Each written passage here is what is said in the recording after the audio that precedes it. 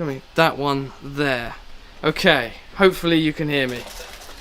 Yes, brilliant. No, thank you. Oh, yes, please. The framing is abysmal. You stay there. Sorry, yeah. What a rush. Oh, yeah. Damn, right. How do we do this every time? Hang on, let us just collect ourselves 1 minute. We've just... blimmin' hell. Right. Where's YouTube? Oh, man. Oh, I am sticky. You look sticky. Yeah. I'm incredibly sticky. Somebody's already said this is Kirk von der Heit. Says turn down the glare on his legs. Brilliant. Oh man. Right. Jim O'More says, what's the point of a 10-minute countdown if you only leave the pub at the last second? If only. Let me just smash down this Belvedere and then I'll be on it. Oh, you know what? Thanks for that. I thought I left my water downstairs. It's 31 degrees up here, and I know what's going to happen. Some of you are going to say, oh, I live in a country where it's 38 degrees, it's 31 hot. It's bloody hot up here. This is disgusting. This is appalling. I can smell myself. I can smell you from here. And that's saying something, because this workshop stinks of cedar at the moment. I don't think I've got a very good sense of smell, to be perfectly honest. No. I think the smell of my pits is masking it. Oh, that's probably it. Oh, how are we doing? Got 160 people currently watching us, which is fantastic for such an early start. And considering we've got all this kit in front of us, we've currently only got one camera plugged in so far. But hopefully you might notice a slight audio difference. We've now got this, which is an Aston Spirit plugged directly into the camera, so there should be no delay like we had last time. Nice, okay. Yeah, got that plugged in. And it might be a little bit better for tapping on the bench because it's on a shock mount, but we shall see. I mean, we'll know when, because I just ate that Belvedere, unwrapped it right next to the microphone, so, yeah.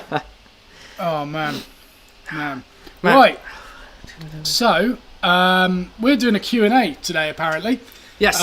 We discussed it last week, thought it'd be a good entry back into the live streams after our successful test last week.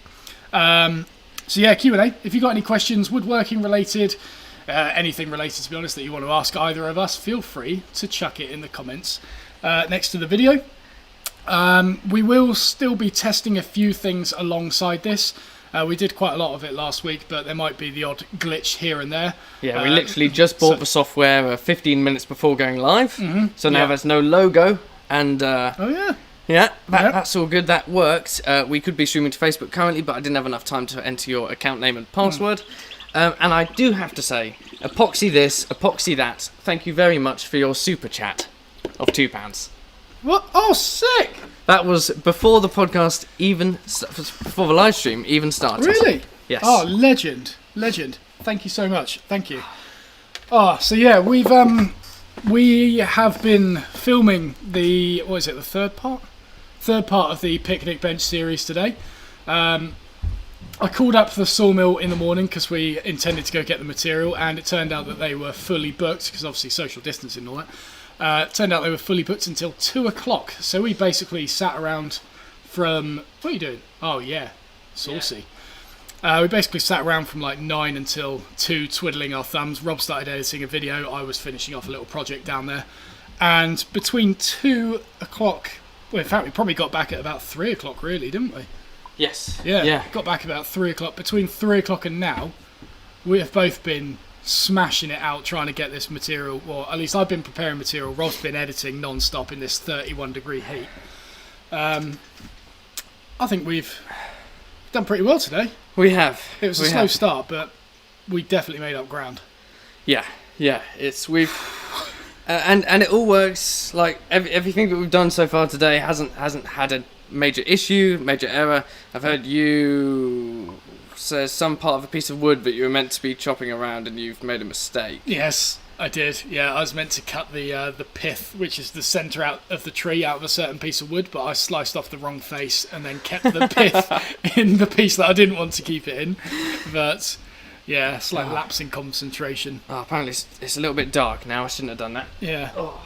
Epoxy this, epoxy that, just sent another £3. No way. Matt, you're an absolute legend. You still need to send me the money for the old drink that Tim Scott sent me. Oh, yeah, no. Remember that one we got after Blazing Trees last year? There you go. Yeah, wow. That was it. Yeah. You actually owed me ever since. Right. Anyway. Brilliant. Right. Okay. Anyway. So shall we jump into that? Let's jump into things. Yes. Do some questionroonies. So let's do a quick scroll back and see what we've got here. So William Peng says, and by the way, I'm going to pop this onto the live stream so you're all going to be able to see the question.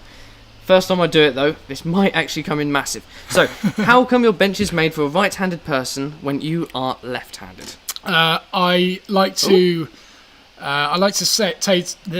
tell everyone that I'm left-handed, but I'm actually ambidextrous. Everything. Don't take this the wrong way, but everything that's pencil-shaped, I am left-handed with. Everything else, I'm technically right-handed with. So, pencils. If I was to hold chisels, what else? Put sausages into a sausage roll, that would be left-handed. If it was scissors, planes, saws, anything else that isn't like precise work, I guess. Tennis? Tennis, right-handed. Golf? Right-handed. Cricket? Cricket, right-handed. Dodgeball? Dodgeball, right-handed throw. You're weird. I know, yeah, a bit of both. So it was a big old decision when I was making the bench, but I primarily based it around planing and sawing, which is basically the only two operations you use on that vice. But yeah, that's why it's right-handed, and I am left-handed, in quotation marks. Yes, fair enough. Right, Danny Terode has sent a super chat of £10. What? Yeah, he says, love your videos, keep up the good work, hope one day I can do half the stuff you can. Wow, this is awesome. Look at that, that's fantastic. By the way, with the super chats, we're thinking of ideas of like how to utilise them. So you pay something and we do something. May I just say, I've got some plans. Okay, that's always good. I just couldn't get the stuff for this week. Oh, okay, that's good. Well, I haven't thought that much into it, to be honest. I was watching a skateboarding channel the other day, and they were doing a live stream, and they had super chat going, and every time someone donated like £10 or something, they could request a trick for this skateboarder to try and do down a set of stairs. Yeah. It got brutal. Really? Absolutely. Yeah, some of the things they were requesting. It was really good. But that's the sort of thing we want to introduce into this. Tim Scott 2000 super chat, £9.99. What? Beer fund. Yeah, see, Matt hasn't given me money for the last one. Question, your picnic table, will you be making a shade for it so you can enjoy it in the sun or light rain? Oh, we could do. Idea, yeah. Could do. Yeah, just drill a fat off hole down the centre, bit of umbrella up there. That would be nice and Awesome. easy. BG Thompson says, I'm planning a bertha of my own. Have the recycled 1940s blue gum house joists. Wow. How much is Bertha's plans? They are on half price at the moment because it's been 3 years since she was built. So they're going for, what is it, £7.50 excluding VAT at the moment, I believe. Yeah, something like that. But they're on half price at the moment, and it's you get working drawings, construction notes, cutting list, and 3D SketchUp model as well. So, yeah, pretty Brilliant. good package for £7.50. Hello Matt, love your videos. In the kickoff of a garden bench you did some drawing in SketchUp. I've been fiddling with SketchUp myself. Is there a chance you're doing a tutorial anytime soon? Yeah, I mean, I've been saying that I'll be doing a SketchUp tutorial for a long time. I just haven't ever got round to it. It is in the final section of the free online school, there is a section on designing your own piece. I haven't filled it out yet, so don't go there expecting to find anything, but in that section, I do intend to put SketchUp tutorials, CAD tutorials, technical drawing by hand tutorials, all that sort of thing, so you guys can learn from it. But there's so many tutorials out there already. Don't feel that you need to learn from me to successfully learn SketchUp. To be honest, I think you've used it before, haven't you? Oh yeah, I love it. It's brilliant. I reckon put 2 or 3 hours worth of work into it and you'll figure it out pretty quickly. Literally find an object in your house, potentially something Well, hopefully something a little bit square and boxy, and see if you can replicate it. Yeah. Just start with that. Yeah, as a hobby when I was a kid, I used to design skate parks on there. I used to try and redraw my house, literally measure every room, every corridor. Wow. Yeah, I was a sad kid.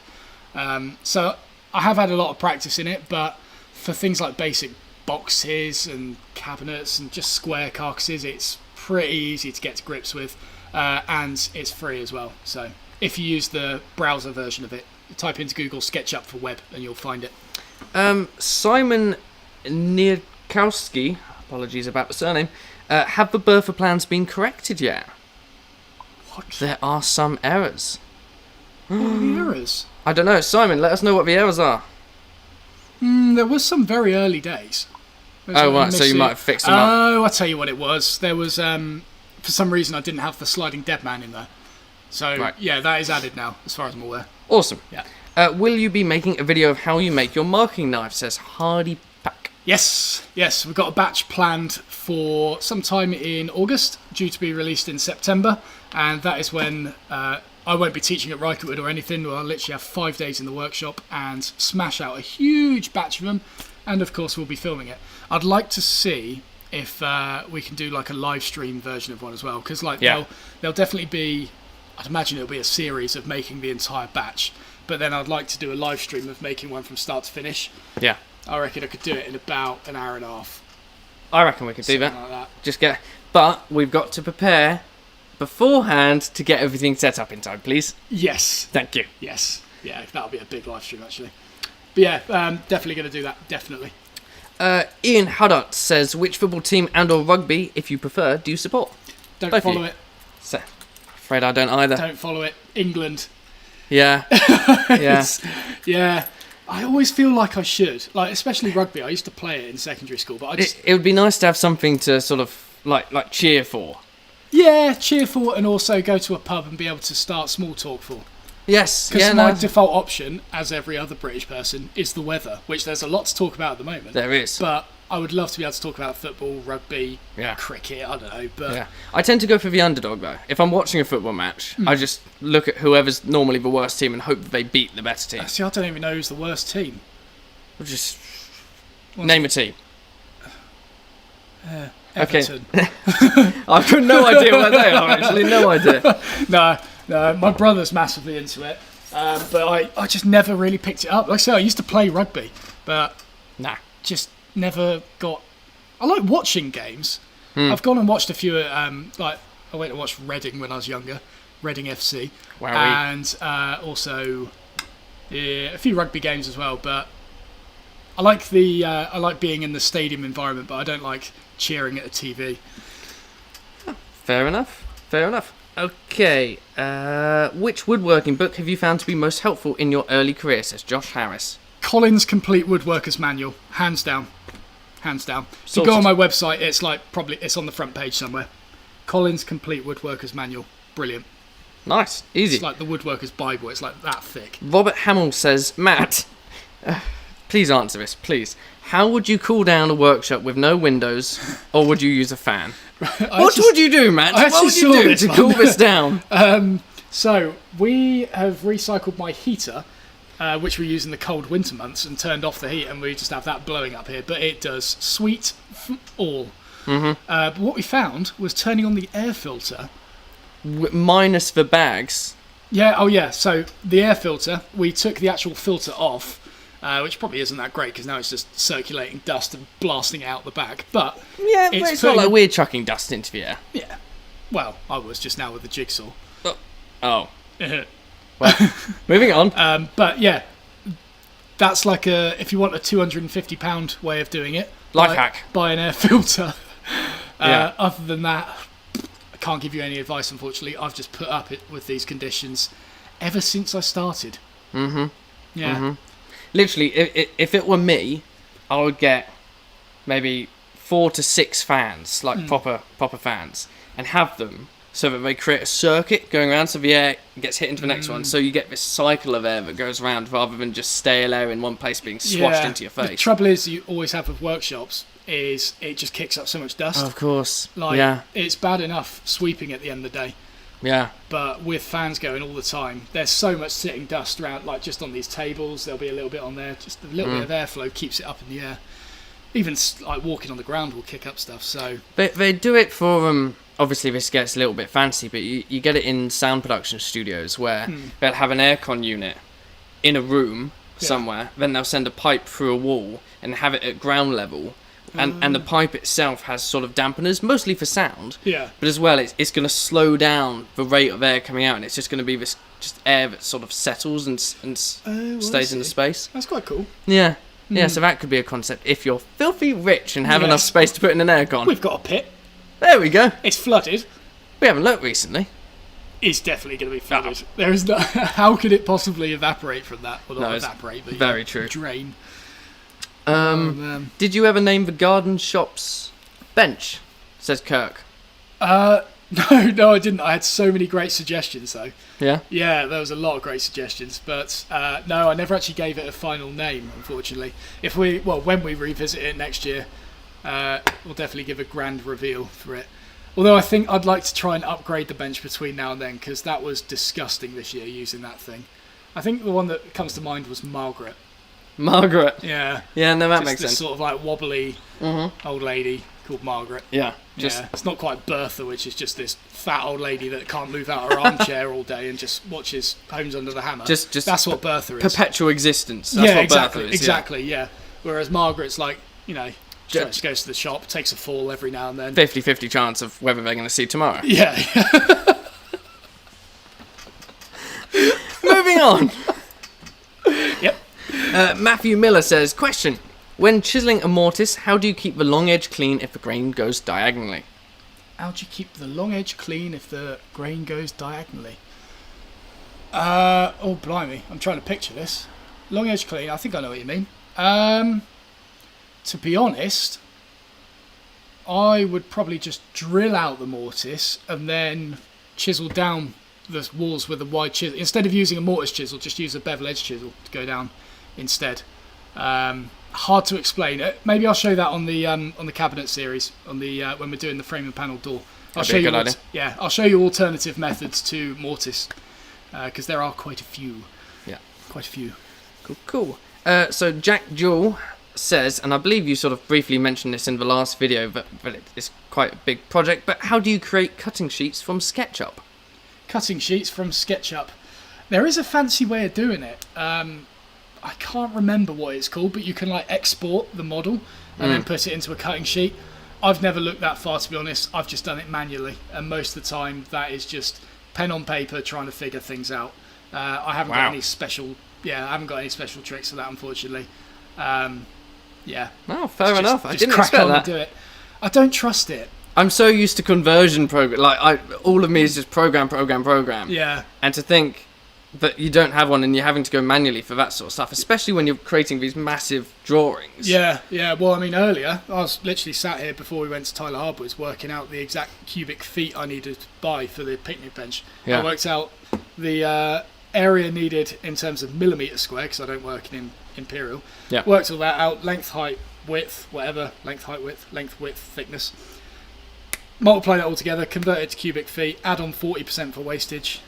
Boom. And that gets you 6 cubic feet of cedar. Woo. Right. Marino Gallo says, maybe a bit off topic, but have you seen the Shaper Origin handheld portable semi-CNC router? Router? No. Router? Router? What is it? Before you mock me, please let me know what it is. Okay. Because so a router is a Wi-Fi thing. A router is a. So is it always a router in this country if it's applicable to that thing? Yeah. Okay. I think it's mostly come from Americans, but. Question though is, do you know of it? No. Okay, moving on. Sorry. What was it called? It was called a Shaper Origin handheld portable semi-CNC router. No, I have heard of it. I've heard of it, but that's about it. I've maybe seen a video of it somewhere, but I never looked into it. I do remember seeing some sort of like portable CNC thing though. Shaper Origin. Toomey Dees says, I have a miter saw. Yep. What should I get next? What's going to be most versatile after a miter saw? Personally, I actually got a miter saw first. I would either go to a bandsaw or a planer thicknesser. My gut instinct would be planer thicknesser because, I don't know, it just saves you a lot of work. Yeah. Yeah, probably planer thicknesser. Fair enough. Bertie's Workshop says, I'm 14, but I've started a workshop. Nice. I'm wondering, what should I make to sell? Oh, Difficult one, isn't it? my channel's not very good for stuff like this. Well, you just shot down that question pretty quick. Well, no, just being honest. Like I've never really done craft stalls. I don't really sell a lot of furniture, if any. I just have a bit of fun in the workshop, teach people techniques that I know, and then that's it. To be honest, I would have a look at David Picciuto's channel, Make Something. I think it's Make Something. Yeah, you probably know of him anyway.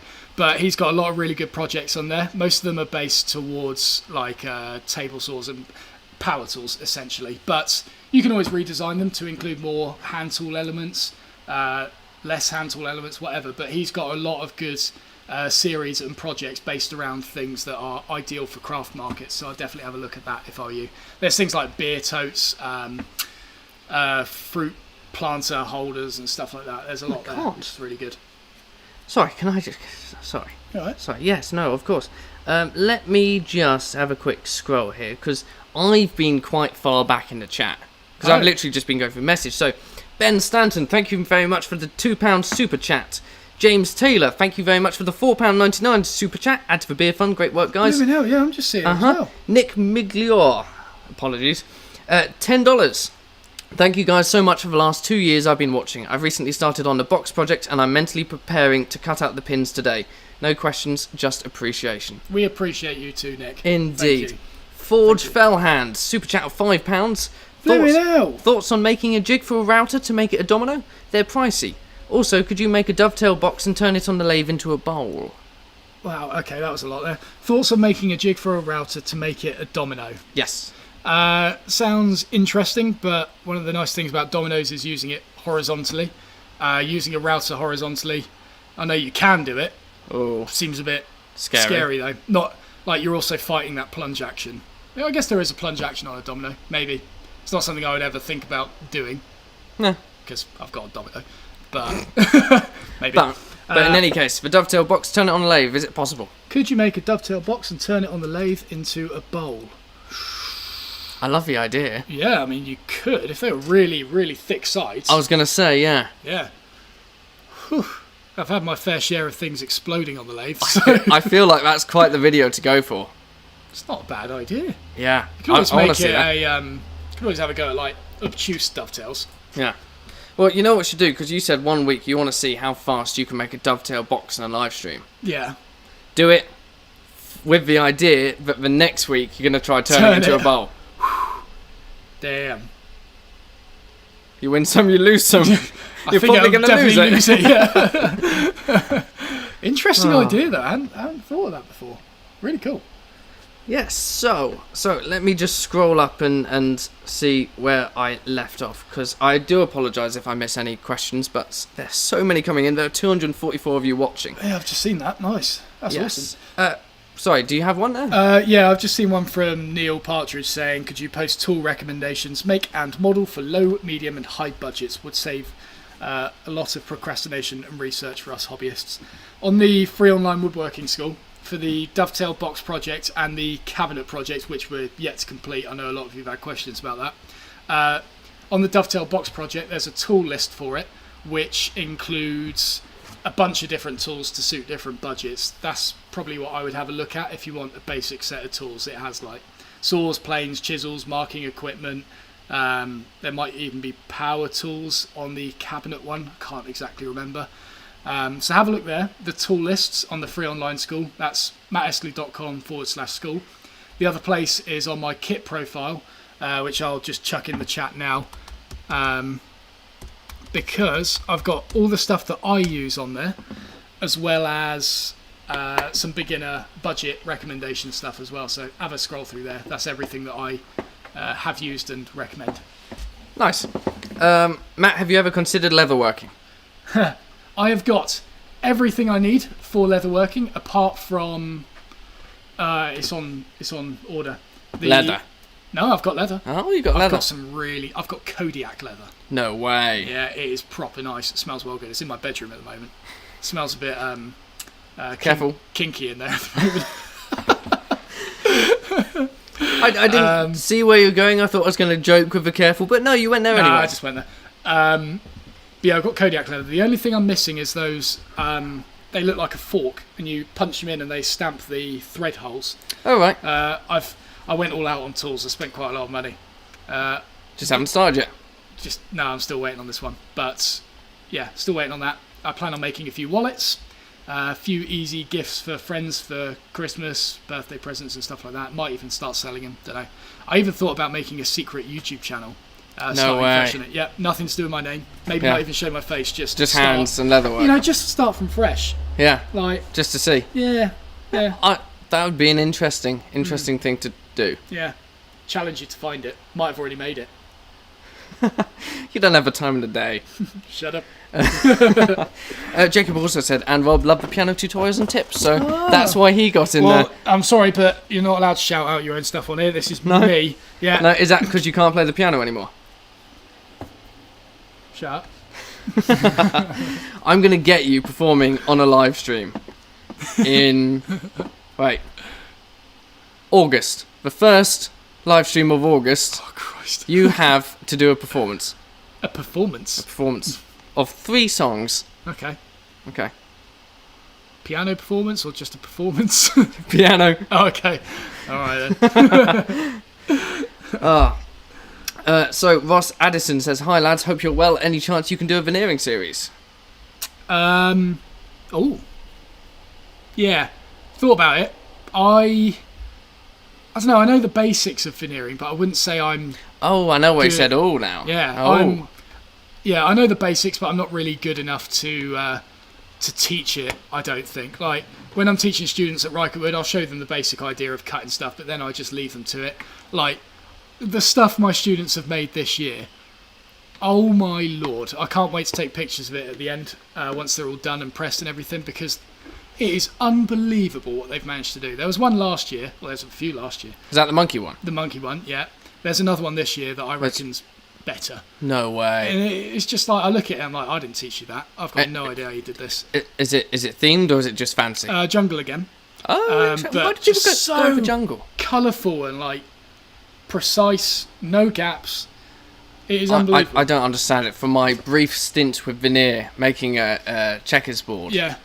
To do any curve, let alone multiple pieces that have structure and formality to it is insane. And joining it all together, just like, yeah, it's a whole other world to me. But yeah, my students are doing it better than me at the moment. The reason I said "all" is because the person that got me into woodworking in the first place, and also taught Rob at the same time, we just happened to go on different paths, and end up in the same place. Yeah, funny how that happened. Yeah. He is like an expert veneerer, market. I don't know what's the name for it. He can do marquetry and parquetry. Marquetry is like making pictures in veneer. Parquetry is making patterns in veneer, and he is like an expert at both. I really want to get him in to do a video tutorial on it, and he was all up for it as far as I remember. And then quarantine happened. Yeah. So yeah, we do really want to get him in to teach it because he would have so much knowledge to share. And if we can get him on camera, he is a cool guy. Yeah. I mean, there's a reason he got me into this. Yeah, he knows his stuff. Yeah, there was no other teacher like him. No. Not a chance. Not at all. Never again? Never again. No? No. But yeah, we definitely will. Right. I've missed so many things on here. Appreciating my green socks. I'm going to pull them up. No, I'm not. What do you mean, no, you're not? Oh, warm. Or just showing people just what they are. Clammy and sweaty. Green Lantern. Yeah. Right. I don't know. Have you seen something that takes your fancy? This is quite I've got a good so one, many actually. to pick up on. You can answer this. What? Okay. Okay. Hang on, it's just freaking gone. Okay, Matt. and I'll extend it to you as well. One hand tool on a desert island. What are you bringing? This is from Ross McAndrews. Sorry, say that once more. I might have got distracted by Tom Stokes with a super chat of £5. Tom Stokes? Rob, did you ever get over that bloke calling you absolutely useless at Yandles? No, I hate him. If you're in the chat, I will find you. I will find you and I will call you useless at whatever you do. Yeah, sorry. Back to Ross McAndrews. Matt and Rob, one hand tool on a desert island. What are you bringing? In fact, everyone else answer this as well. This is quite a fun one. I like this. One hand tool on a desert island. I mean, I want to say like something like an axe, but that would get me as far as chopping down a tree and then like, yeah. Good. Well, I don't know. Are we thinking survival or making? Because if it was making... And does it have infinite durability? Oh. Because, like, if you get a chisel... Because I'm thinking, it'd be great if you had a chisel, especially like a wide chisel. Yeah. Just stays sharp forever. You don't need a hammer, just get yourself a rock. Mm-hmm. You could chop down a tree and you can actually start to do chopping of other things. Yeah. That would be cool. Yeah. But if it's going to get blunt, I'm going to struggle to sharpen it. I tell you what, no, I would revoke my axe. I would go for a saw. A saw? Yeah, probably a big old panel saw, I reckon. Buff. Yeah. Straight through a tree. Nice and sharp, infinite durability. Yeah. I'm sure I could make a boat out of that. And also, once it started getting blunt, you could probably make a fire out of it as well. Yeah. Cut up some animals with it. Yeah. So you could eat them with the fire that you've created with the blunt saw. What? Can I get a stack of a particular tool? A stack? Yeah. You're on Minecraft territory. I didn't mean to say stack, but it happened to get in there. As soon as you mentioned durability, I said like, Minecraft. Didn't mean to do that. Didn't mean to do that. And then you said making a boat, and I was like, well, of course I know what you're doing. Well, if, for example, if you have a saw, how are you going to be able to attack things easily? A saw? Like, they're just going to run away. If I hit you with a saw, it would well hurt. I'm going to run away. There's no chance you're keeping up with those legs. But if I had a stack of chisels, I could just lob them, and there's a good chance they're going to go spiky spike. All right. With my saw. Is it? Yeah, what? Lightsaber, but you're just... Right, okay, next live stream, I will get myself a stack of chisels. Yeah. You hold yourself a saw, we see who wins. Yes. But, yeah. Yeah. To be honest, I just think an axe is probably quite a good bet. Throwable and quite useful. Yeah, to be fair. Yeah. Yeah. Brian Sanford says, wow, making a Babinga Boys reference. One day it'll come back. One day soon. When we find some time.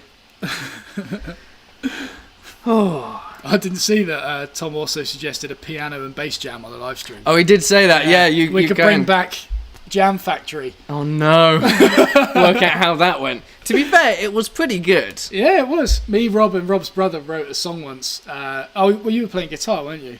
Yeah, I was playing guitar on it. Yeah. We wrote a song. We used to be in a band together, but then we went solo. Duo. Whatever. Trio. I don't know.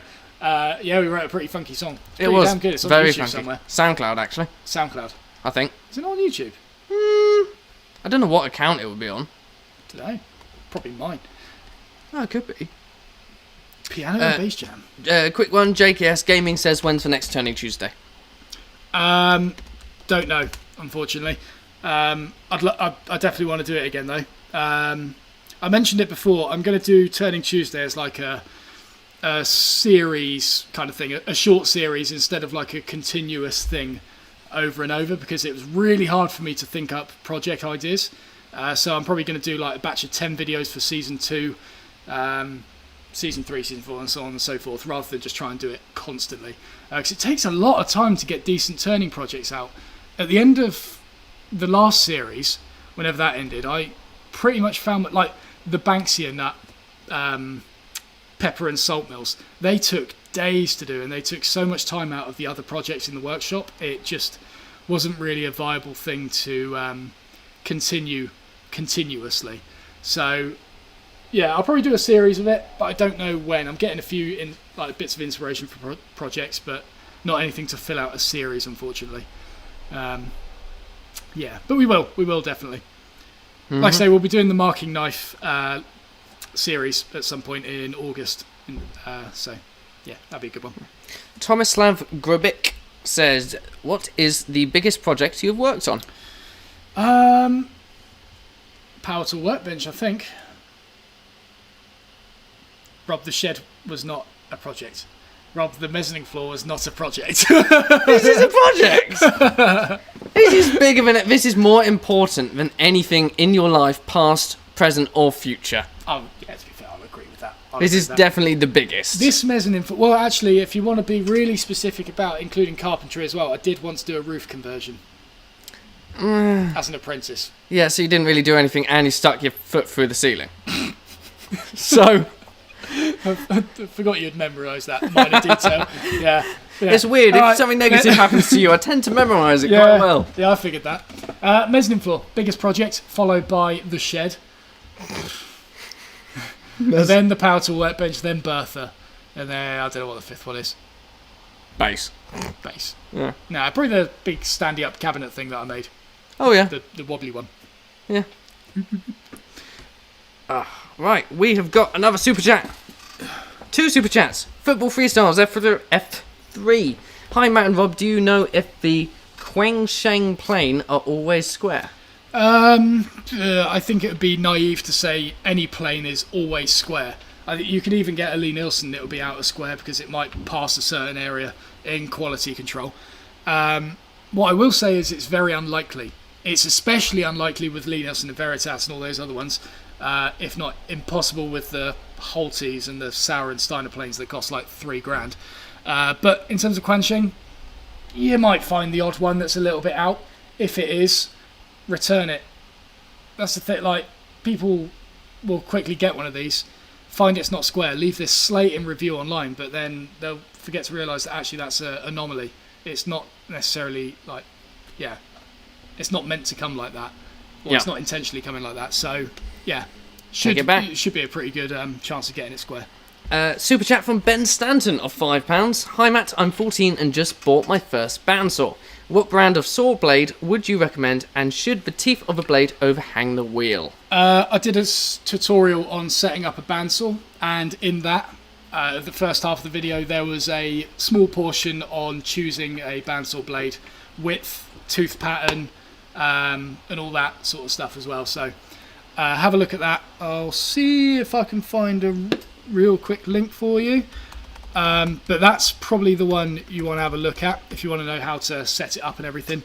In terms of blades, I've only ever used Axminster blades, or I've only ever bought Axminster blades. I might have used other ones at Reichertwood, but I get on perfectly fine with them. Saying that, snapped one the other day. But yeah, pretty good value for money. Come in a huge range of sizes, tooth patterns, widths, everything. So that is what I would go for personally. Nice. Mauricio says, I would like to get your input about power tools versus hand tools. I'm looking into getting a router, but I get the feeling I'll be needing to do hand router work after using an electrical router. Hang on a second. Sorry, I'm just posting that bandsaw. Right, that's the bandsaw tutorial there. Sorry, what was that question? So it's the input about power tools versus hand tools. So he's looking into getting a router. Yep. But he feels he will need to get a hand router after using an electrical one. Okay. That's only on certain applications. If you're talking about grooves and stuff like that, yes, you might need to. Let's say you use a jig to cut a groove in a piece of material, and you take that jig off, you put a component into it, and you find it doesn't quite fit. The trouble is then getting that jig to line up again perfectly with the slot and making it a little bit deeper with the electric router. That's where the hand router comes in, because you can just take a little skim off the bottom, done, without resetting up the jig or anything. The only thing that hand routers don't do, I'll say the only thing, they don't do things like edge profiles, they don't do things like mortising, which you can do on an electric router. It's good to have both, is what I'm saying. You'll probably find the electric router more versatile, but you will find the hand router useful in certain applications where you just need to tweak the depth of grooves and things like that. If I was to prioritise one though, the electric router, hands down. I know it's a hand tool channel, but yeah, it's definitely the one to go for. Nice. And the Hidden Creator says, opinions on the new Bosch 18-volt plunge saw, as I did see you were using it in your video recently. Really impressed. Really impressed. Yeah, I used it in Germany for the first time back in, I must have gone in October or November. It's really nice. It feels exactly like the GKT 55, the corded one, just without the cables. Well, was it only the prototype in Germany, or do you think they had it in this country as well? Because when I went, I'm pretty sure I saw a plunge saw, so maybe that was the battery-powered one as well? They think it was... they had a lot of prototypes running up into it. I don't know if mine was, or I say mine, the one that I used in Germany was the final production model or not. That would make a bit more sense, maybe. Yeah. It seemed to me like they had to do a few small tweaks on it still, but yeah, I mean, it definitely got power behind it. I'm confident that you could use it at full depth. In fact, I did use it at full depth. I cut through, it must have been 30, 40 mil worth of OSB when I was in Germany with it, and it just sailed through it absolutely fine. It's so weird. Yeah, it's like power and stuff's awesome with it. The main difference with it though is just not having a cable. It's so nice. Yeah. Like I would have to sling it over my shoulder and things. Of course, you've still got extraction, but you've got a bag for that if you want. Yeah, lack of cables is amazing with it. Yeah, dream world. When the lack of tube dust extraction happens as well. Dust teleportation. That's it. That's what we need. Yeah. The only thing I still need to get my head around with the cordless tools is remembering to turn on the extractor separate, because it doesn't have power takeoff. Obviously, you can't plug the tool into the extractor. Thus, when you turn the tool on, the extractor turns on. There is Bluetooth technology for that. I was just about to say, surely. Yeah, that plunge saw doesn't have it. I don't know if they're. I think this. I can't remember if they said they were planning on doing it or not. But yeah, one thing to get my head around. But then you just pair that with the cordless dust extractor, and then you're fine. Yeah, you're sorted. Both, zoom. Nice. But yeah, really good saw. Nice. Cool. So, Ross Mac Andrews says, what's the part of any project you look forward to most and least? I think I know what it is least for you. Really good question. Okay, what do you think is the least? The least for you, I think, is sanding.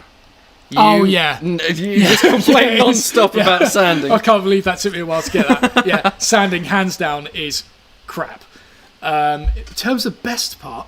Oh, I've chipped my nail. Ow. Best part...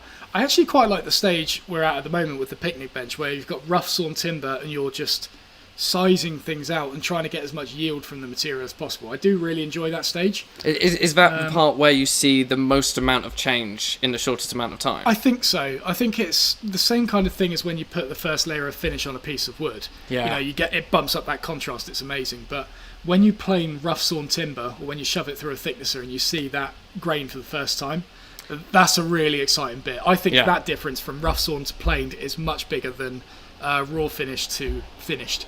So maybe that's why. I also like noticing certain directions of grain and certain twists and things going on and incorporating that into projects. I think it's just a place in the project where you can design things for as long as possible, but when you actually get to using the wood itself, you have to adapt to using that natural resource and making the most of all those grain patterns. And I think that element of surprise or being unprepared for it is what excites me about it. So I really like this stage. And obviously cutting the joinery as well. That's quite fun, if it goes well. Look at that. Yeah. What? Oh, Matt's just recently stopped chewing his nails because previously he was a disgusting human being. Now he's mildly gross. Well, I figured at the start of that is well shot there now. I figured at the start of COVID, now's probably a good time to stop biting your nails. Actually, that's a really good point. I hadn't even thought about that. Yeah, apart from the fact it tastes of hand sanitizer half the time now. God. There's a hand sanitizer we use here, and not only is it for some reason sticky, but it also smells as if you've plunged your hands into liquid salt and vinegar crisps. Yeah. So unpleasant. Liquid salt and vinegar crisps, so just vinegar then. With a bit of salt. A bit of salt. That's You can't good, smell salt, I guess, but yeah, vinegar. Yeah. Yeah, it's a weird one. We've upgraded to carrots aloe vera. Oh, it's good stuff. Do you want some? I'll tell you what, I want to get mine. I've just remembered I've got those cuts on my hand. Do it. Do it. It might be right now because they've scabbed over. I hope not. I did it yesterday. We actually got our first video sponsor the other day, which we were filming, which you'll see in this third part. Oh no, they haven't sealed over. Fantastic. Sorry. You alright there, Matt? Nope. You sure? Sorry, I'm just currently just going to airdrop a certain video to myself and then maybe show it on the live stream. I don't know, but we shall see.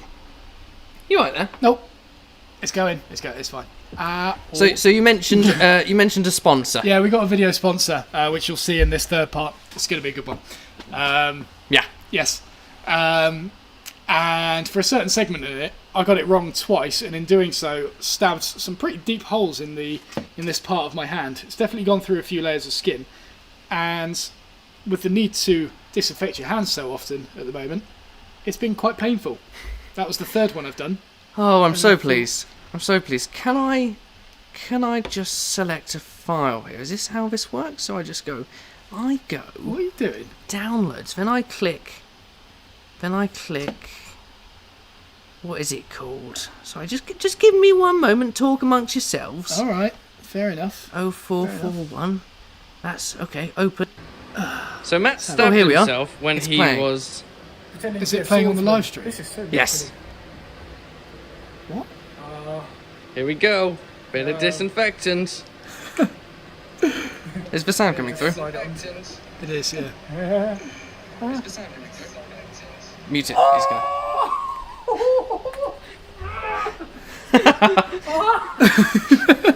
Can they hear us now? Yeah.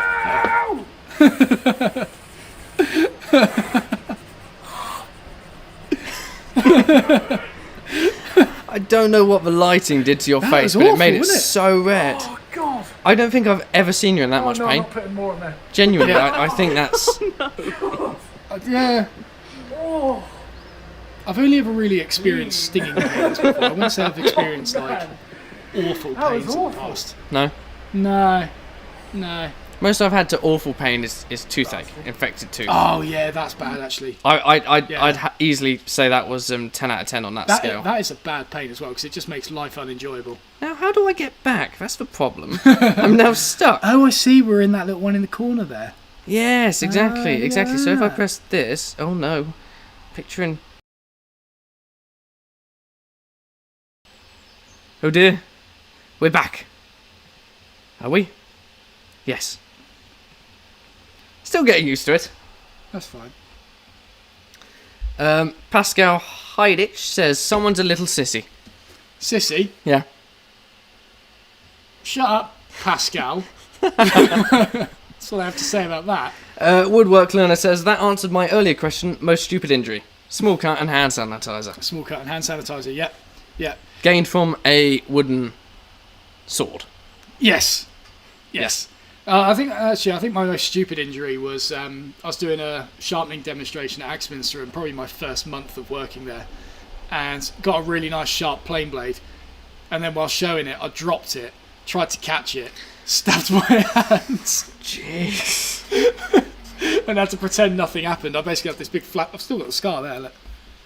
Ooh. I had this big old flap of skin hanging off. I just had to sort of hold it shut while yeah, sharpening. Yeah, good innit? Sharp.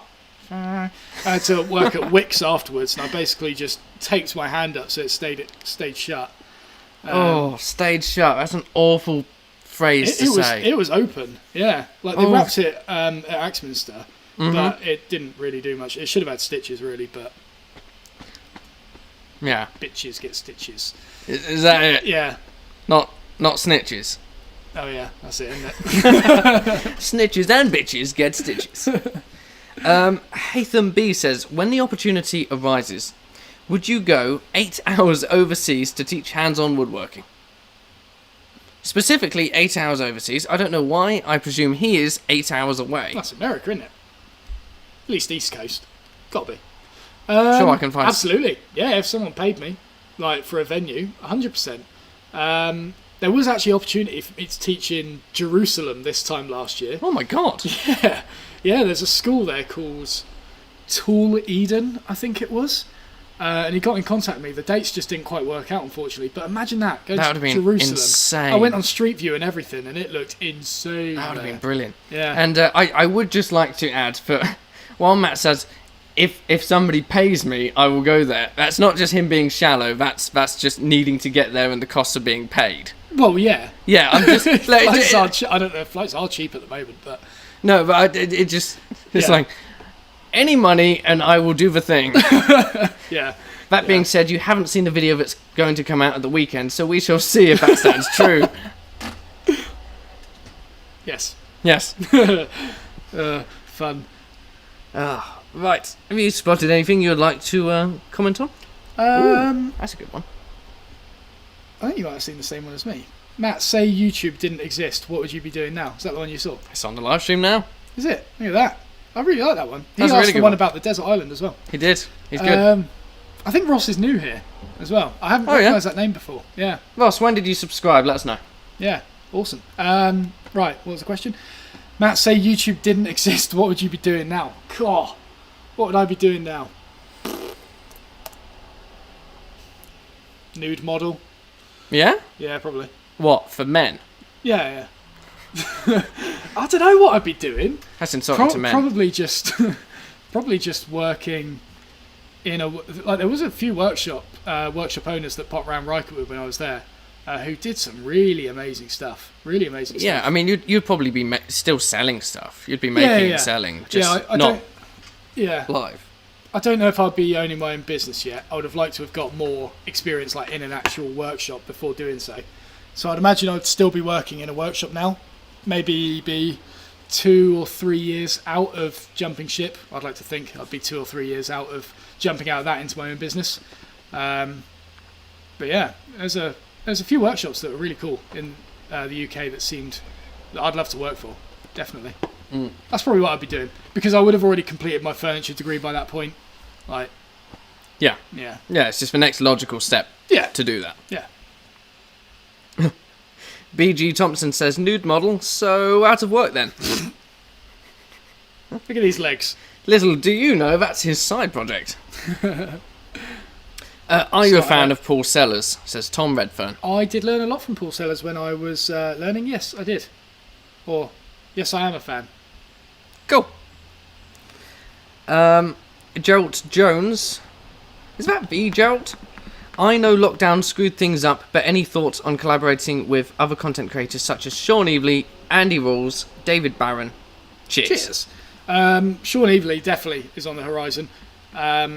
We've talked about it a long time. We did talks at Maker Central together. We've got a similar vibe, I would say. Wasn't it planned for this Maker Central as well? Yeah, it was meant to be for this Maker Central, but obviously that fell through. Yeah. Yeah, I definitely will with him. That is an absolute definite. Ooh. In fact, Sean's very good at veneering, from what I remember. So maybe you should go pester him. It's a veneer off. Veneer off, what, between him and Gary? Yeah. Yeah. Poor Sean. Yeah. Andy Rawls would be pretty cool. David Barron, I learned a lot from. Probably David Barron's the one I got the most online tuition from, I reckon, when I was learning. And he's actually a lot of. What do you want from Nando's? Ben, stop. Ben. He's spamming the chat. Hang on. So yeah, David Barron I learned a lot from when I was growing up, and it's actually where I got a lot of my inspiration for tutorials and tools from. So that'd be a really cool one. How it would work in terms of collaboration, I don't know. Ben from Nando's, I will have half a chicken cooked in medium sauce with macho peas and peri-peri chips, please. That's brilliant. I can't actually block him from here, sadly. Otherwise, that was my next option. Right, I saw a great question here from the Hidden Creator again. If it wasn't for you being sponsored by Bosch, would you still buy their gear? Or would you go Festool or McFell? McFell. Oh, is it McFell? Yeah, McFell. I see MC. Yeah, I mean, I feel like I probably would, like, because at the moment I still use a mixture of tools anyway. Yes, I'm sponsored by Bosch. I've got routers, I've got drills and stuff like that, but then I've also got Festool drill. I've got the Festool Domino. I've got this. I haven't got a Bosch sander. Well, no, I've got one Bosch sander, but I've got another palm one that isn't Bosch. I think that I would definitely have a mixture of Bosch, Festool, what I have now essentially. Like the tool, what I'm trying to say is the tools I accept from Bosch are tools that I genuinely think I will like and use. There are certain things from them that I have refused because I don't think I would use it to its full potential, and I just don't think it would fit my workflow, and it wouldn't seem right for me to advertise it, I think. Yeah. So, and that's gaps where things like the Festool fills gaps and things like that. So I'll definitely have a mix, but Bosch is something that my dad had when I was growing up. It's like a household name. Yeah. It's an easy option to go to, and I like their stuff. Yeah. I like their stuff. And it needs to be added, while the mezzanine floor was being made, Matt actually went out and specifically bought Bosch tools. Wasn't because he was sponsored by them to buy them. He just went out and bought them. And funnily enough, the representative, Bob, who came along, had a go at Matt because because he said, I could have got you them for free. Why'd you buy them? Yeah. The tools I bought were the multi-tool. I can't remember the exact model, but yeah, really nice multi-tool with a quick release. And the jigsaw. In my opinion, Festool jigsaws are rubbish. And I know quite a few people will back me on that. They don't seem to cut straight, whereas the Bosch ones, I think they've absolutely nailed it. So those are the two tools I went out and bought. Yeah, really good tools, really good.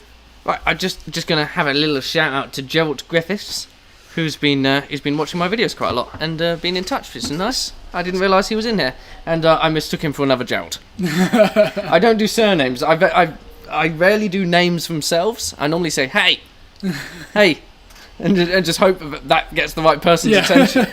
But yeah, surnames are a step too far for me. Right, I saw a good question down here as well. Will Rob be doing some woodworking videos again? It is helpful learning from his frustrations, says Kirk. It's great learning from his frustrations. Or watching, should I say. I saw a brilliant comment on the last video. Yeah. Oh, what was it? I'm going to have to look it up. It was... No, I won't look it up now. It was basically saying, Rob, while filming and editing... I saw that one. Yeah. Yeah, it was just a really light comment for when I'm editing and filming. And when Rob's actually producing something, it's like, thank you so much, Matt, for this opportunity. Just fury. That was a good comment. It's like you could just tell it was meant to be read through grit teeth. Yes. Yeah, that was exactly it. It was brilliant. Yeah, I mean, there's no doubt when more projects come along, when we've got the time for that, I'll be jumping into the student series. Absolutely. Yeah, I've kept all the jigs aside for Rob to use. Fantastic, thank you. Yeah, once I wrap up the cabinet project. Jump into that. Nice. Have you spotted something? You've got a grin on your face. No? No. All right. I thought you saw something. My mistake. No? Okay. I don't smile. I can't smile around you because you film it and then put it into a cheesy intro. It's in the video. In the next one, you're in it. No! Do you pay Rob, or does he just enjoy being around you so much that he does all of this for free, says Tom Redfern. What do you do, Matt? I hate it here. I'm only here for the money. I knew I'd just let you answer that. I didn't have to say anything.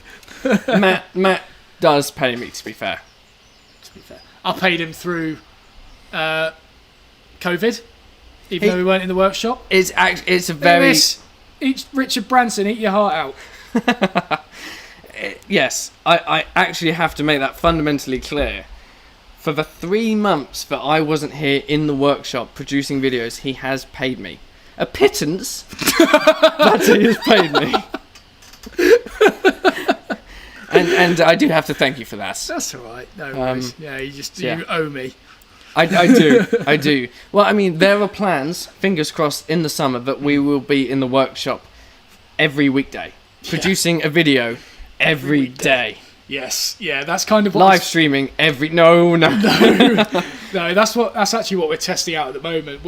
I'm filming down there, Rob's editing simultaneously up here. Like I fill up a memory card, chuck it to Rob up here, literally chucking it. Yeah, he edits it.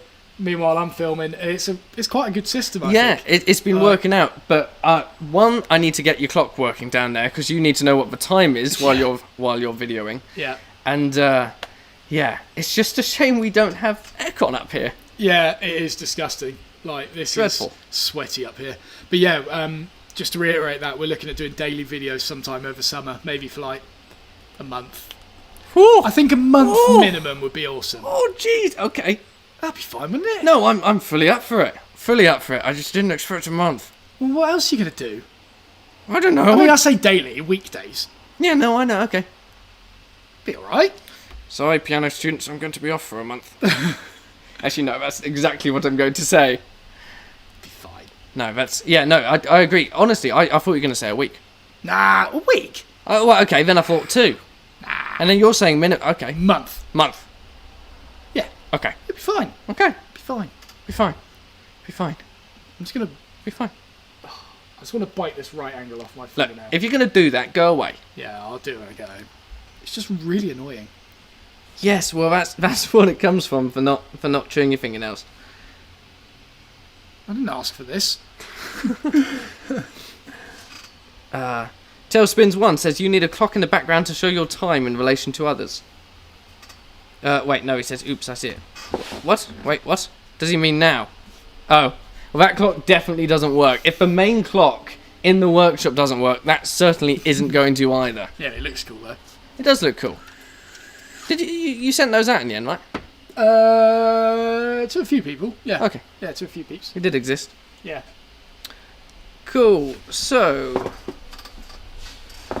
just having a quick whiz through that. Yeah. Ooh, damn, we're getting lots of comments today. 290 people we are watching. I know. It It's shows crazy. that, if we actually talk about woodworking related stuff, people stick around, whereas if we're just testing... Nah, I think it's just the quality of the setup and the controller who's behind all of it all, who can cut to any Oh, wait. Yeah. Just the one. There's us being all flashy last week. Yeah, 3 cameras set up, and here we are now. I mean, we would literally use more if we had the time to set them up. Yeah. Yes. PS5 or Xbox Series X? Probably going to get the PS5. Yeah. Now, I haven't bought a console since the PS3. I never bought a PS4 or the Xbox One, I think is what it was. But Skate 4 has just been released, or announced, sorry, and I'm going to get it for PS5. Need to get it. Fair enough. If it's on PS5. If it's on Xbox, I'm getting an Xbox. Right. How often do you really need the power of 18-volt tools versus 12-volt? Probably, I think in terms of my drilling operations, 18-volt is definitely overkill. I'm drilling anything like up to a 12mm hole, which a 12-volt would be absolutely fine with. In terms of powering my new track saw and my new extractor, 18 volts definitely the way to go, with a big old amp hour as well. I've got the Pro Cores on there at the moment. Yeah, you need a lot of capacity and a lot of power to run them. So, yeah. Overkill on some, definitely needed on others. I think it's pretty self-explanatory. Oh, I've also got a cordless miter saw at the moment as well. Definitely needs a 18 volt. Yes, yes. Simon makes another great point. He says, hey folks, don't forget to click the like button. We should probably mention that more. Yes. This video does exist on YouTube, and more people who like it, the more times that YouTube actually shows it to more people, and so we get more people involved, and it's a nice little community. Also, I just saw one go there up to 45, and we've got 1 like from an Australian as well. Woo! That's always good to see. So yeah, like it, share it, do what you must. There we go. And don't forget, there's also the old super chat. So if you want to donate to get more of this, use it. Please! And I will scream whatever you put in here at the top of my lungs. Oh no. Oh dear. Wait, did I just click on something here? Have you just clicked? I have. Somebody's comment is up on here and I didn't tell me. You will need to install a mini split in the shop so you're more comfortable. What's a mini split? A mini split? Can you let us know what a mini split is? I would love to be more comfortable. Oh. Wait. What? I don't know what that is. It looks like a fan. Oh, it's an air conditioner. Oh. Yes. Yes, please. Yes. Oh. Great moustache as well, by the way. That was a fantastic very moustache. good, yeah. Yeah. And to the 2 or 3 of you who have disliked this video, I will find you. They're Australians. I will find... Oh, yeah, good point. Thumbs That's up what you're from saying. the Australians, yeah. Yeah, I'm sure that's Ben. Yeah, I mean, it's... yeah, it might be. He's probably created 3 accounts just to do that. Yeah, probably. There you go. There's another Australian thumbs up there. Oh, no, one's gone away. Oh, what? Well done. Oh. No, it must be going to bed. Bertie's Workshop says, have you ever used a bandsaw for dovetails? Yes, I did. The dovetails on my Roomba workbench were cut on the bandsaw. Have a look at that series. Yeah, I completely forgot. I was about to say no until I was about to say no, and then I realised, wait, yes, I have. Yeah, the big houndstooth dovetails on the end. Oh, right. So Bertha. Yeah. Oh, wow. I didn't realise. Yeah, the component's like that thick, and I only had my Veritas dovetail saw at the time. So bandsaw was the only option. Yeah, I did it on there. Have a look at the series if you want to see. It's probably part 6, 7, or 8 I did it in. In fact, you'll see the dovetails in the thumbnail. That'll be it. Nice. Right. I'm building a workshop in an 8x6 shed and don't have room for many large power tools. Which ones do you recommend? They need to be small enough to fit on a narrow table. Sorry, what was that? Is it up on there? Yeah, I'm building a workshop in an 8x6 shed and don't have room for many large power tools. Yeah. Which ones do you recommend? And they need to fit on a narrow table, I guess. Imagine they need to fit on this. Power tools. I think... okay. Questions like this, it just depends so much on what you're doing. I think go-to ones are always routers. Just learn how to use it properly before firing it up for the first time. Really hard to say. Really hard to say, unfortunately. They strictly say power tools, not machines. Router and a jigsaw. The only reason I put a jigsaw in there as well is because it was something that I relied on in the Garden Workshop series. Like, I would have not been able to do half the things I had to do, or I did in that series, without the use of a jigsaw, rough sizing material for me to be planed down later. And obviously a drill would be useful. Yeah, probably a jigsaw, to be honest. If you're going down a hand tool route, jigsaw's really useful. If you can't fit a bandsaw or anything like that. Yeah. Quick one here. What's the worst material you've ever worked with? Which is Eagle 357 Mag. Worst material I've ever worked with, off the top of my head, is Southern Yellow Pine. You'd have thought pine is nice and soft, which, on the most part it is. Southern Yellow Pine, the difference in hardness between the late wood and the early wood, the like grain strikes in it. The harder stuff is basically as hard as maple. The softer stuff is like a marshmallow. So as you're chiseling through it, the maple hardness stuff crushes the layer below, and you get these disgusting gaps in it. Then it hits the maple part again, but it hasn't cut that first maple bit, it's just bent it down. It is a disgusting wood to work with. I made, I think it was in 2016 or 17, might have even been earlier. What year is it now? It's probably one of those years. I did the Anarchist Tool Chest course with Chris Schwarz, and we made it out of Southern Yellow Pine. And it was horrible. Just, it's cheap material to start with. Wait, it's what I made my power tool bench from. Oh, is it really? Yeah, it is. Oh. But it's great to machine. Oh, which okay. is what that was. That was all dominated and stuff. But yeah, working with hand tools, disgusting. So wait, so why did the Anarchist workbench use that? Tool chest. Just because? Sorry, because it was cheap. It's cheap, and over time don't quote me on this, but I think it was something to do with the resin content in it hardens to be just as hard as, I want to say, like ash or maple or something. I don't know if that's accurate, but it's just a cheap, really abundant material, and yeah, that's pretty much it. Fair enough. Like you say, it's really good to machine, really good to plane, really good to saw, but chiseling just ruins it. Absolutely ruins it. Yeah. Do you ever bring that Anarchist's chest in? Yeah, I should do, really. I don't know where to put it. I mean, could it not? Is it too big to fit underneath a desk? Probably, but then what would we use it for? Just looks cool. Yeah, but I don't want to really put too much weight up here. Okay, fair enough. Yeah. Is it heavy? Yeah. Oh. Yeah, it's quite heavy. It's quite heavy. Fair enough. Oh. We've broken the 305 people watching now. We have. Yeah. We have. We've I'm almost not even broke sure 100 likes as well. If one of the Australians flew around to England and gave us a thumbs up now, Yeah. we would get over 100 likes. I'm gonna see it. I'm gonna see it when it goes. Wait, I'm just going to do it myself. Like, there you go. Don't see it yet. What? Maybe yeah, it doesn't. There we go. That's gone over now. Really? Yeah, I'm watching it on the. Oh yay! It's got to 103. Success. Thank you, legends. Right. Fantastic. It's amazing what happens when you just set a target and then everyone's just like, oh yeah, well it's easy now. Buff. 110. Oh, it's already there. 125. Do it for me.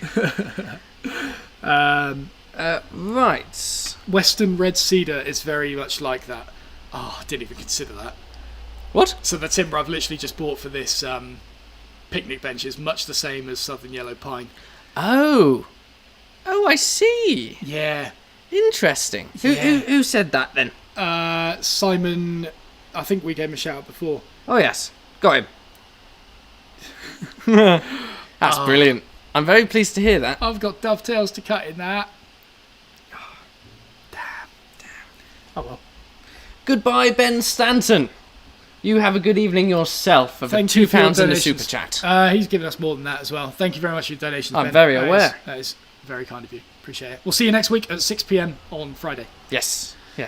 I like Ben. Yeah, he's cool. He's He's a cool guy. Nice profile pic. Yeah, it's very nice. In fact, should we just have it there for a little bit? Yeah. Yeah. Legend. Have you Nice ever guy. been to Ireland? Yes, I went there this time. No, not this time last year. About a year and a half ago to do a show at the carpentry store.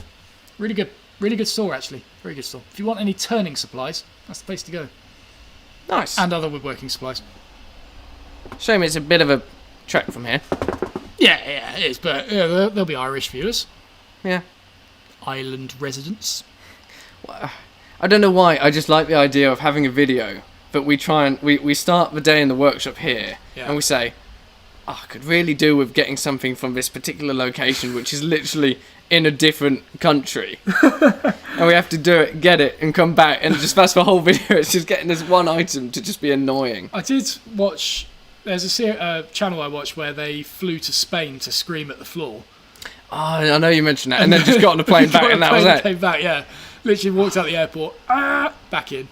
I just love the idea of saying to someone, "Yeah, I'm just here for the hour. Yeah. That's it. Now I'm gonna go back home again." They did another video where they flew to Los Angeles and screamed at another YouTuber's house, and they got on a plane and flew back. It's like, and they showed the tickets and everything. Like Yeah. they actually did it. That's fantastic. That's Yeah. brilliant. Ollie says, "Do you watch Badger Workshop?" I used to quite a lot. Admittedly, I don't watch a lot of YouTube nowadays, to be honest. But we've met him a few times. You know him quite well, don't I you? have. Yeah, nice guy. Yeah, really nice guy. He was at the Bosch day that I went to as well. He wasn't he? Yeah. Mhm. Yeah, I see That's him where I at met a him. lot of events and things like that. Nice guy. We saw him at the Yandles events. That was it as well. Yeah, Yandles. Yeah, really nice guy. I don't know what he's working on at the moment, but yeah, doing all sorts I of bits hope and he's bobs in his doing workshop. well. Badgering around, Wow. badgering about, Badgering. Stop. badgering. Chris Price says, "Hey guys, love these live streams. Have you ever made a wooden knife sheath?" No, Well, there we I are. haven't. A wooden knife sheath. You see, that comes under that's a little bit easier to make than this one thing that's always confused me. A knife block. Yeah, Yes. So I need to bring it in one day and just say to you, how do you make this thing? Because I've asked you before and it just doesn't make sense to me. Because I've got a knife block at home, cheap as chips from Argos. It was probably a tenner. what was that? I stopped myself halfway through the word. It was probably a tenner with the knives combined. Wow. Yeah, Okay. they're all serrated no matter what you get. And there's not a single joint or cut in it. It's not like they packed multiple things Yeah, together. yeah. It's just like, So how that's did how I've they... seen it done before. They like separate a piece of wood, cut a groove in one, stick it back together. See, that makes sense to me. Yeah. That, like, I look physically for lines, but it just looks like a solid... Are you sure? Okay, so is there end grain on it? So like, Yes. Okay. I'm 90% confident it's a solid piece of wood. Okay. But if it's veneer, I might suddenly be in a bit I of went to difficulty. IKEA a few months ago. Yeah. And so normally you get a piece of MDF, you veneer the top, you veneer the bottom, or laminate or whatever, and you edge band it on all four sides. Edge banding basically is just like this. It looks like wood. But the giveaway that is veneer is that edge banding goes around here, and it also goes around the end grain as well, so you don't actually see true end grain. IKEA have started using end grain edge banding, so like it looks like a solid piece of wood. The only reason I saw it was because you could see this tiny edge Tiny on the line. end here. So is that real wood or is that a print? No, it wouldn't be real. It'd be a print. Print. Yeah, you know, like those cheap school desks. You get- Yeah, or like it's that cheap placemat that we saw in that Yeah, that sort of place. I can't remember what it's called now. the range. The range. Yeah, I will So never go back there again. I reckon they've probably just printed it on there. You should bring it in. We'll cut it in half and have a look. I'll make you a new one, All right. Okay. or you can make a new one out of your Paduke. Or out my Zebrano. No. Oh, I wouldn't. No. No, I need to refinish the last one. It's got a lot of knife marks in it. I think it just needs like 5 coats Yeah. at least. Epoxy maybe. Yeah. Just-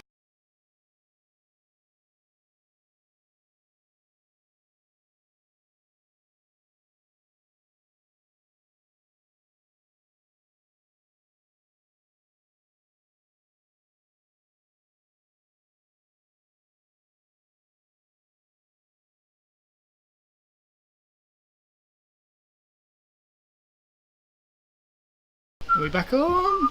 Yes. There we go. Sorted. Look at that swift check. That was like Formula One pit stop style. Thank you very much. Are we still in focus? I feel like we've gone out of focus just from swapping batteries. That doesn't make any sense. Oh yeah, we have a bit, haven't we? It looks like I'm in focus. Cool. Just going to zoom in on you for a bit. There we go. Oh, hello. Oh, There we go. cheeky close up on my leg. Ah, There we go. sorted. Done. Sorted. There we go. Yeah, quick battery change there. You got it. Yes, smooth as smooth. Right, this didn't actually pop up for me, so I was just checking it. We had another donation. Yeah, I was literally just about to give him a shout out because I love the little. See, I don't get that on the app, Oh, of course. I forget you're looking at it through there. and I think it stopped me seeing it as a highlighted thing because it had a little GIF. So I was checking it on here to see if it was. Right. Well, it was the hidden creator. Thank you. Thank you. Very kind. Very kind. Yes. Appreciate it. What would you recommend as a good moneymaker? Oh. Don't you? Oh, that's good. That's good. Nice. Yeah? So, yeah, I saw that pop up. Very kind. Okay. Matt, what project would you recommend as a good moneymaker for a hand tool woodworker with fairly good joinery skills? I mentioned this earlier. Go to David Paciuto's channel, have a look at the craft projects he's got that he sells at craft stalls and make them using hand tools. He focuses a lot on machine and power tools. Not solely, but yeah, make them out of hand tools, and that'd be very good. Very good. Like beer totes and stuff instantly comes to mind. Yeah, that's pretty cool. It's a good project, yeah. Yeah. Alan McCabe says, have you ever tried pyrography? Pyrography, yeah, I'm shocking at it. Is that burning? Yeah, like using it's basically a soldering iron. Right. Yeah, like you have to be good at drawing. Yeah, I was going To to be say good at that's the best. pyrography. Yeah. I could just about draw Homer Simpson, although he's a bit out of proportion. I could do a duck. You can do a duck. Thank you. Yeah, you can. Yeah. Yeah. Probably better off just getting a stencil and then flamethrowing it. Yeah. I'll just set fire to the piece of wood, to be honest. That'll look better. Yeah. Yeah, like pyrography's, when it's done well, it looks stunning. But I think there's this like large window of when things just look tacky before looking incredible again. So, yeah, yeah. I can't say I don't think I'll ever get good at that though, because I need to get good at drawing first, which I'm not. You probably saw the state of my sketchbook in the first video of this picnic bench series. I mean, it wasn't bad. No, it's not bad, but it's like that's as good as I can do. Yeah, it's a shame it's going into that particular sketchbook. It's rather lovely. Yeah. Yes. Shout out Idris. Yes. Right. Clive Hum says, what are you making from Zebrano? I am on my first project with this wood, a bandsaw box. See, a bandsaw box is going to be absolutely fine. Yeah, I guess so. Yeah, I mean, Because- it would be a bit. The problem with Zebrano is it smells. It smells like a farmyard when you cut it, and particularly when you get it wet. I thought it smelt very much like the rabbit section in Pets at Home, for those of you in the UK. Exactly it. Yeah. Yes. Yeah. But go ahead, what did you use it for? I used it for a chopping board. Mistakes were made. I mean, it doesn't smell of it anymore. Oh, really? It stops? Yeah, I'm pretty sure it stops. Oh, okay, it's that's not nearly as pungent as it used to be. Stephen used to notice it from upstairs when I washed it. It was bad. I remember you machining it in here and just vomiting in my mouth. Yeah, it was a little bit of regret. Thing is, it's a really nice chopping board. It's lovely. And the it's grain, really nice grain soprano. is fantastic. It is lovely. Yeah, you got another bit down there. I can see it. Yeah, I haven't got through it all yet. Yeah. But yeah, it blimmin' stunk. Yeah, but if it's going to go into a project that is going to then be sealed with like wax, varnish, whatever afterwards, then isn't going to come wet, then it's going to be fine. If you leave it out to sort of fume for a bit. Right, are you sending out a PO box? Yeah. Oh, hang on. Are you writing an essay? Oxford. Why have you done this in separate messages? I tried to do an enter. Shift enter, doesn't it? One SA.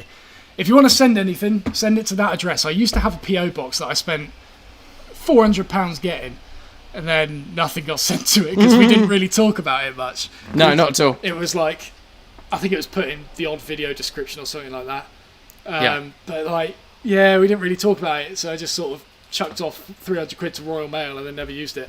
So, just send it to the school that I teach at instead.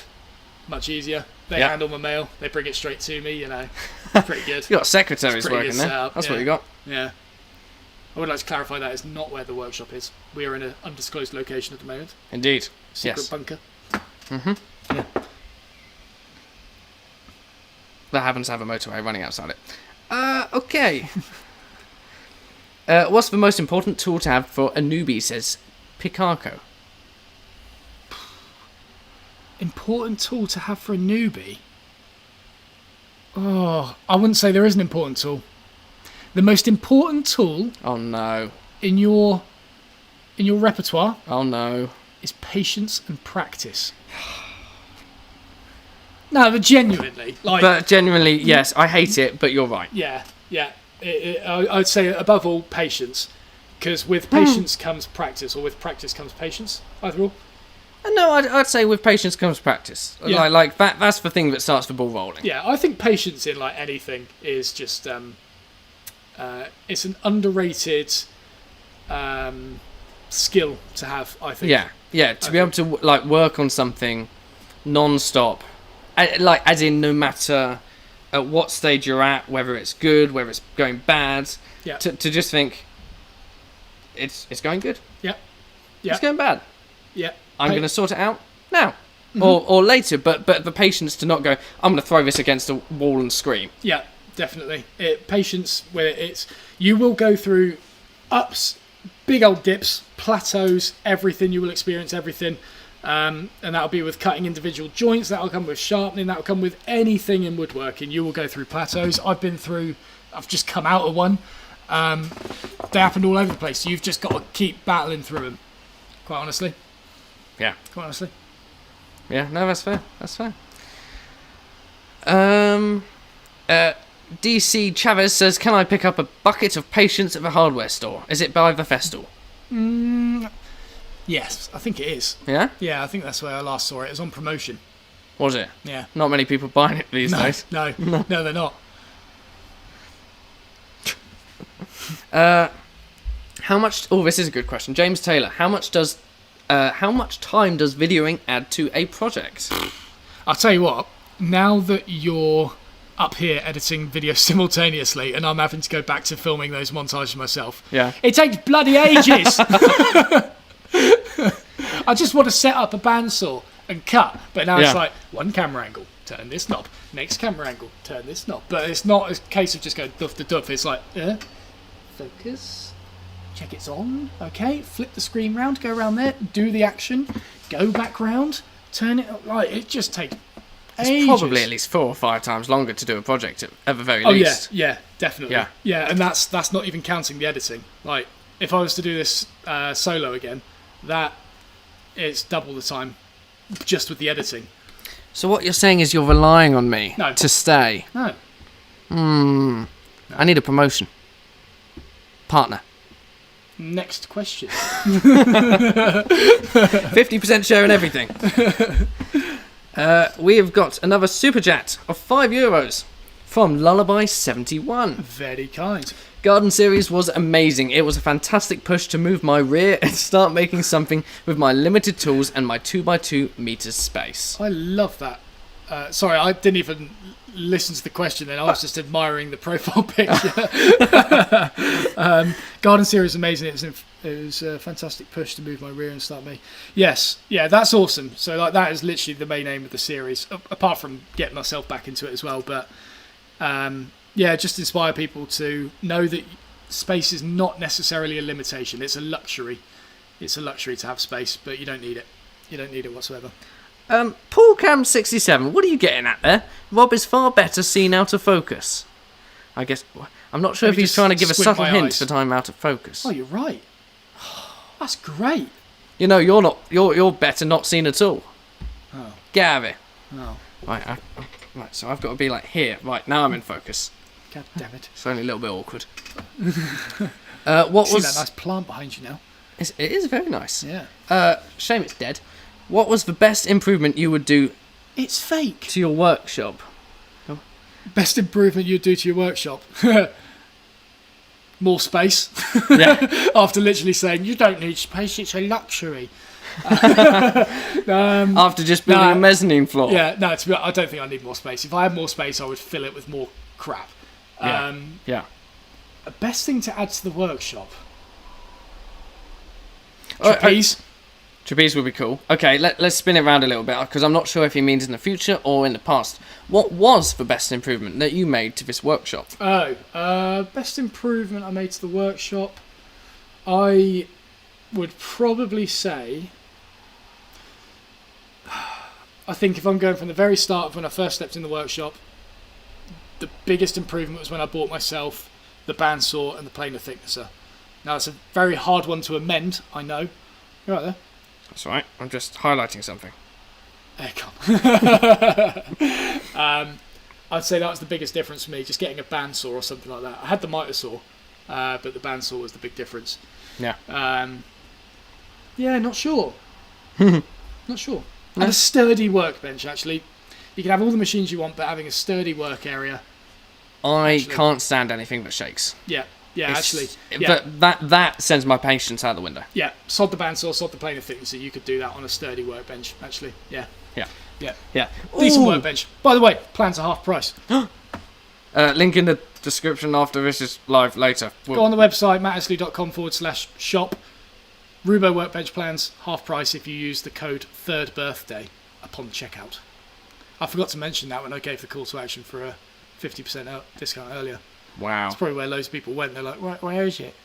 Yeah. Where's your discount? How'd you do it? Yeah. Yeah. Psych. And you spelt birthday... Birthday. Not as in Bertha birthday. Which someone pointed out that I should have done. Yeah. I'm disappointed. BG Thompson says the best improvement was getting an in-house editor. Yes. Speak for yourself. He hasn't seen the latest video yet, so we shall see. Wait. Have you got me back for shaming you on Facebook earlier? Not in yet. The comment section. Oh, okay, that's right then. But thank you for reminding me. Because I get to work on this project over the weekend.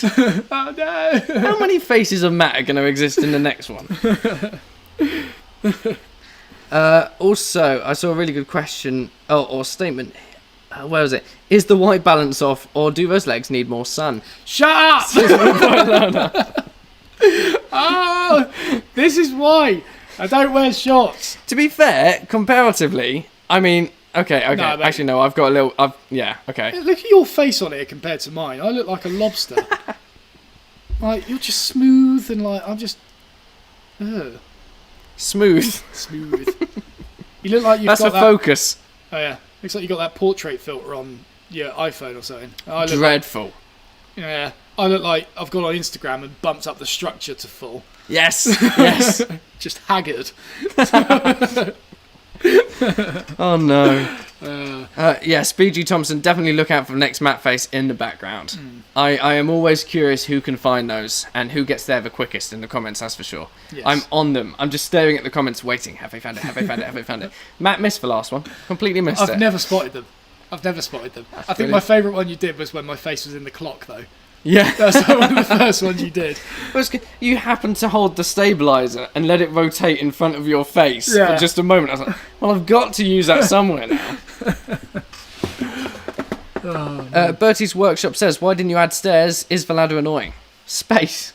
Space is the reason for no stairs, primarily. A few people, when we did it, they mentioned a spiral staircase, didn't they? But even then, space. Yeah. That's never going to fit. Essentially, in the here. space we've got there is what you'd find in like an understair cupboard, isn't it? Like it's very, very limited. Yeah. Has something noisy just turned off? It seems really silent to me now. Is it the road? What? It is, isn't it? It suddenly just went zoom. Wait, what? We didn't have anything running down there that would be on a timer to... Did you have was something charging maybe, a battery? No. No? Well, you guys probably didn't hear it, but that was really weird. It seems so dead now. It seems so peaceful. It's like there was a generator going. I am well confused now. Mm-hmm. Fair enough. Yeah. Oh, this is weird. It's very weird. It feels very empty in here now. Uh-huh. So, my question for you now, Matt, Yeah. is when do you want to wrap this up? Oh, crap. Okay. We've been going for an hour and a half. I've got Nando's waiting at home, apparently. Oh, no. Hey. At least you've got a microwave. Yeah, microwave Nando's. Let's see. Let's wrap it up in 10 minutes. 10 minutes. Okay. Yeah? Yeah. 10 minutes. That sounds good to me. Just so that people are aware. 10 Fire minutes, you've through got 10 some minutes. more questions. Okay, let's do it quickly and efficiently. Oh, 331 viewers, though. I know, it's probably our top. I think that is actually. our top, yeah. Yeah, nice. Nathaniel Griffiths says, air filter? Don't think it was. We haven't had that on while the live stream's been going. Wish I had. No. Think of switching ladder to the lift. Just have a lift instead of a ladder. That'd be fantastic. What, make another pulley system? Oh, You pull that'd be a yourself great up. project. I mean, it's dreadful trying to carry up the equipment up here. Yeah. Vicious. Ooh. Oh, we did clean the chalkboard. That's fine. No, that is clean. Yeah. Genuinely, we didn't notice that in the last video. No. Like when we were filming the big rocket on there. It was only when we were editing we thought, oh, Yeah. Ooh. I was like, I could blur it out, nah. but that would just detract from Matt. I'm surprised you didn't put my face there. That would have been too obvious. Matt, are you originally from Oxford? I wish. I'm from Basingstoke. We're both from Basingstoke. Basingstoke, yeah. Basingstoke. Oh, sorry, I probably peaked on the microphone quite hard there. Yeah, Basingstoke, where the bus station is the UK's leading zoo of People? people. Yeah. Yeah. Basingstoke bus station is. Basingstoke's best. Yeah. Yeah, I feel it's got better nowadays, but back in the day, the bus station I think that's purely because we don't see it as much. yeah, maybe. Yeah. Specimens there. Cool. Right. What's the hardest dentist wood you've used? And have you used any Aussie hardwood, says BG Thompson. Yeah, I think I used a bit of Gidgee before, which is Australian. It's really nice stuff, just a nightmare to work. Hardest wood, that was definitely up there. I did do some stuff out of Lignum Vitae before, which is, yeah, it's definitely up there with the hardest woods. But I don't know, it's dense, but I wouldn't say it's like feels hard to cut. Like it's so oily and it just peels quite nicely. In terms of the hardest wood I've worked with, I'd say the lead wood I used for the mallet heads was up there. Speaking of, actually, I've got lead wood on order finally. No way. Yeah. I got a notification from Turner's Retreat saying I've got some 3-inch rounds, 3-inch cylinders on the way to make some more mallet heads, and I've even got a 4-inch one just to experiment with to make an absolute beast of a mallet, just to see what happens. Make one for Thor or something. Yeah. But yeah, so that'll be... I don't know if I'll sell that because I think it'll be snatched up pretty quick. I might do it as like a prize or something. But I will keep one for myself as well. eBay. Could eBay it. Yeah, maybe. Yeah. Whatever. Brenton Alker says, got a new Axminster 400 / 1000 diamond stone and just used it to sharpen the hand plane. Works great. It has a slight red / brown discoloration. I'm scared it is rust. Do I clean it? How? No, that does happen a little bit. It might be rust. I'm not entirely sure what it is. I have noticed it before, but I haven't found it's affected the function, to be honest. Definitely give it a wipe down after use, though. Just dry it off. You don't really want to leave sitting water on there because it can break down the adhesive or something like that. I don't really know, but yeah. Yeah. Give it a wipe. Give it a wipe. News on the drill cabinet, says James Taylor. On the back burner at the moment. Yeah. On the back burner. Yeah. The Picnic bench. Yeah, picnic bench at the moment. It's still definitely something I'd love to do, but it was a spur of the moment idea that... As was the mezzanine floor. Yeah, as was the mezzanine floor. But I think the drill bit cabinet was at a time when we were really struggling for like ideas and like trying to find an avenue to go down. We were trying to find our feet with things. Yeah. And I think we were probably just a bit panicked by like, what the hell do we do to make content? It was like, cool, drill bit cabinet, let's start designing it. And then even like Tim Scott came and bought that survey. Yeah, he did, didn't he? He bought everything for it. We're sorry, Tim. We're just he had to go off. Yeah, just we jumped into it too quickly. Didn't really think about what we were doing. Still an exciting idea, regardless, but it's not something that's going to be on the horizon. I mean, if we're in the workshop every weekday for a month, we're probably going to get through a lot of projects. I'd like to hope so. Yeah. We have had it against us the past couple of days because today we had to wait until 2 o'clock to get to the sawmill, and then yesterday we obviously had to do that other thing to film. Yes. So. Yeah. But next week should be easier. Next week. Unless you've got anything else lined up. No, I'm you sure? Free calendar. I'm making sure of it. That other thing. I know there was another thing. You had an email about another thing. That's not soon? Oh, no, that's fine. Okay. That's fine. That'll be a quick one anyway. Okay, cool. Won't be anything like we've just done. No, you sure? No, definitely. Never again. I want to get the green screen out again. I don't know what Brian's getting at here, but I'm going to answer him. He says, what is this? This is a live stream on the Matt Esley channel, largely based around woodwork, but sometimes get distracted talking about food and other things. But we've done quite well today. That is a 6 surname. Da Vincetti. It's like Da Vinci. But Enti. Yeah. Nice. Yeah. Is it like when you get a coffee from Costa and it's like you get a Da Vinci or a Da Venti? I'm so funny. You've lost it. Yeah, I have. Shut up. I'm hungry. I've only eaten 3 Belvitas today. You should have gone out and got food. Yeah. I don't want to queue though. Speaking of which, give me cash, I need fuel. Oh yeah. Can't wait for Nando's. Yeah. Well, Adam Lee says, hi Matt, what is the best surface / finish to look like / feel like sanded wood? No, wait, no, I put the slash in the wrong place. Hi Matt, what is the best surface finish to look / feel like sanded wood? Any type of oil is a really nice natural finish. This is finished in oil. No, wait, this is Osmo, this, isn't it? We redid it. Yes. Well, either or. Oil and wax is definitely the most natural finish you can go for, in my opinion. You feel the nice natural wood grain, protects it nicely. So like boiled linseed and tung oil are quite nice ones. Or just Osmo, to be honest. It's a bit more expensive, but it's got that added wax in it, which helps resist water and such. That's my go-to one. It's nice and natural. It's not plasticky. And it comes in different sheens. Yeah. If in doubt, Osmo. Osmo. Ross McAndrews makes a really good comment. Also, please send out a notification for future live streams so us Aussies can prepare. Sure thing. Yes. So we're going to be doing them at 6 p.m. GMT every Friday. So calculate that how you will.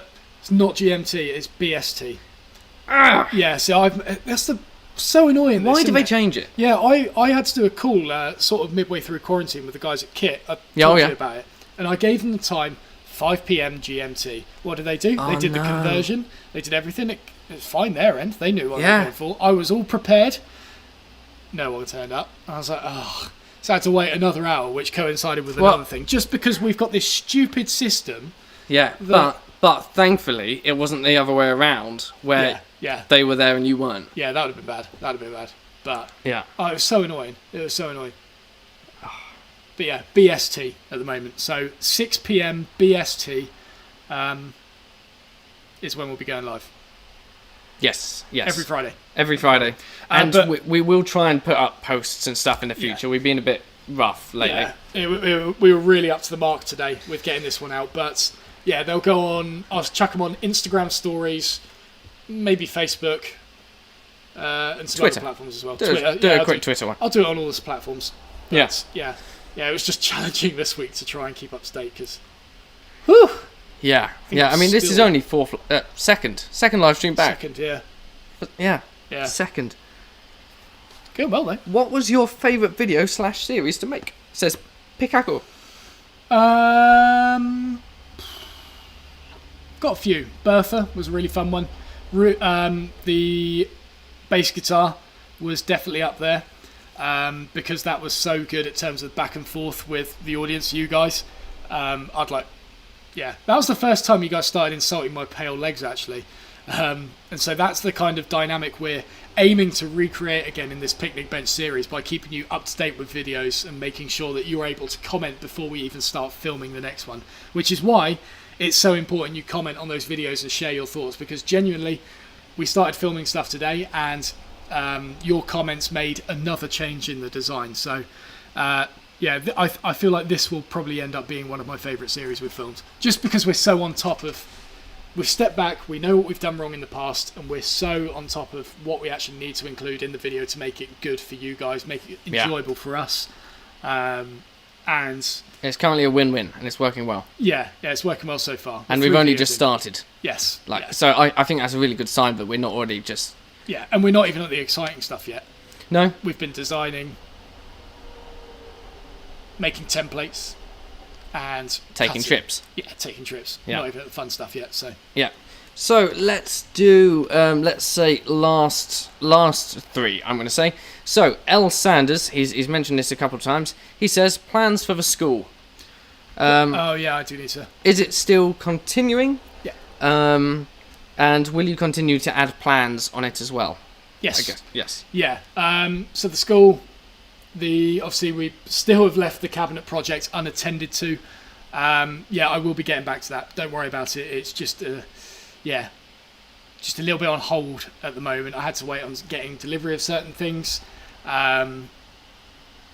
Just on hold. But I will be, in short, I will be addressing it again. I'm hoping like in 2 or 3 weeks. I know I said that probably about 2 or 3 weeks ago, but I promise that project will be finished. We'll be doing the frame and panel door, the traditional drawer, everything like that. The next project, the toolbox, I am going to film the entire thing in advance so you guys aren't in this situation where I post half a series, have a massive gap, and then the second half of the series is posted, because... You shouldn't have done it just before a pandemic. Well... I mean, that was clearly in the Mayan calendar. And then with the Dovetail box, I shouldn't have done it before my car stopped working for an entire month. No, but yeah, both of those external factors. Yeah, so... Yeah, we'll get this. I promise we'll get this cabinet series wrapped up, and then the toolbox series will be a while until it comes out. But when it does come out, I might be able to just release the videos all in one hit. I might give that an experiment, actually. I don't think it'll give views a good. No, it won't actually. Will no, that's a very bad. No, I'll tell you idea. what I would do. I would make them all live on the school. Yeah. On the website. Yeah. So if you want to do the entire series and binge it, you can look at it on my website. But if you are just watching the school videos on YouTube, then you'll have to wait 2 or 3 days for them to be released. That's exactly how I would do it. Yeah, it works better our end that way. A bit more. And I tell you what, it's some of it's not even about views. When you've got a spamming of 35 videos from a creator, chances are you unsubscribe from them. Yeah, that's true. Even if it's temporary, you might forget to subscribe to them as well. Because I've had it quite a few times where, like, a band or an artist suddenly goes, let's release every single track of our album as a single onto YouTube as a separate video, all at the same time, and suddenly my YouTube feed has just gone blank. Yeah, it's only them. Bye-bye. Instantly unsubscribe. I'm like, well, I'm sure I'll find this somewhere else someday, but for now you've ruined what was... Just need to drip feed it in, don't you? Yeah, drip the feed perfect world. But yeah, so that's what we'll be doing. I'll wrap up the cabinet series, and then I'll pre-film the toolbox, and then release that as we go. Yes. Tim Scott 2000, who is back? Hello, Tim. Any lumber yard tours coming up? We just visited Tyler Hardwoods today, and there was you got a few camera shots of it, didn't you? I did. They're all in there. Lots of B-roll of that. I mean, it's not much of a tour. No, but it's, it gives you a good vibe of the place, I think. Yeah. Tyler Hardwoods is the first sawmill that I visited, and it's the one I made an absolute fool of myself when I was 16 or 17 years old. Since then, don't get me wrong, the staff are always friendly there, but since then the staff have got uber friendly there. They've opened up a self-selection centre for like hobbyists and things, so it's really easy to just walk in there, pick up a bit of wood, go to the till, buy it. Pandemic aside. It's a really nice sawmill to go to now, and if you want big pieces, they got it. If you want little pieces, they got it as well. So Tyler Hardwoods is really good. I know as a result of this, people will ask, where do you actually buy wood, or where's a sawmill close to this area? On my website, go there, go on the blog. There's a blog post on where to buy wood in the UK, and it's a big old map with lots of pinpoints on places to buy hardwood and stuff like that. So nice. Yeah. Nice. Okay, so I've seen just a few more quick questions. Epoxy Vis, Epoxy Vat says, Rob, what do you use to edit your videos? I use Final Cut Pro. Adobe's great. Matt uses Adobe, but I personally prefer Final Cut because I'm an Apple person. I hate to say it. I used to dislike them, but Apple all the way. Designer Make says, do you still use Surrey timbers? I mean, yes. I don't buy wood that often. If I wanted a really nice, exotic, one-of-a-kind piece, yes, I would use Surrey timbers. I wouldn't go anywhere else for it. Yeah. I can't think of anywhere off the top of my head that would do that. Otherwise, literally, he has more than enough wood to keep him going for the next year or so. And yet he keeps buying stuff. I'm sure I spotted a piece of wood outside the front door that wasn't there before. That is new! You're shocking. So they might have got a delivery of loads of elm at Rikerwood the other day, and... Did you steal it? No! I didn't steal it. They were willingly throwing it away, because if you look at it, it's absolutely filled with worms. So why did you take it? Because it's free wood, Rob. No, I figured that bit out there would be really good for turning, because it's like 5-inch square. You can make a nice vase out of it. Yeah. But you haven't seen the other piece I've got. Is it not here? Nope, it's at home. It weighs about the same weight as a human being, I reckon. It's about this big. What? This wide, and about that thick. Is it lignum vitae? No, it is elm still. Yeah. It's just an absolute monster. I scraped out of the paint on the back of my car trying to get it in the other day. Wow. Yeah, you put it in, you just see the car like poof, you drop. just can't stop yourself. It's if you ever want to find my house, just drive around central Reading for a little bit and look for the one with loads of elm stacked out the front. That's Is that my really? house. What, it's literally currently? just leaned against the front of my house. God. Yeah. I'm surprised. Actually, no one's going to nick wood. Who cares? No. Oh. I mean, you couldn't make a runner with it. No. And they could have started running this morning, and I would catch them up if I went home now. Yeah. It's heavy. Yeah. Right. Shall we call it there? We should probably wrap up. I think we should. Thank you for all the questions we've got in this series. We've reached a peak of 344 viewers, which is essentially double. That is insane. That's absolutely fantastic. Yeah, so thank you to each and every one of you who have turned up here. It is awesome that you guys are interested in this. And, we'll be doing this weekly, 6 p.m. Fridays GMT. That is 6 p.m. GMT. Nope. BST, sorry. Wow. BST. Wow. Yes. Speaking of which, the outro does still say Thursday, 7 p.m. Probably GMT. Ignore that. I'm hoping to put a little crappy overlay over the top of that to hide it. But, yes. Fridays, this time, minus 2 hours is when we started. Yeah, I've just confirmed it in the chat. So, and it's not always a Q&A like this. We have got this mobile setup now. Not that we've used it to its full potential in this one. But this is only second live stream. Yeah, it's fine. But we'll be doing a mixture of Q&As. We'll be doing a mixture of demos and stuff in the upcoming weeks. Of course, if you aren't able to make the live streams, you can watch it on Catch Up as well. It's always there on YouTube. We have a separate playlist with all the live streams that you can go to.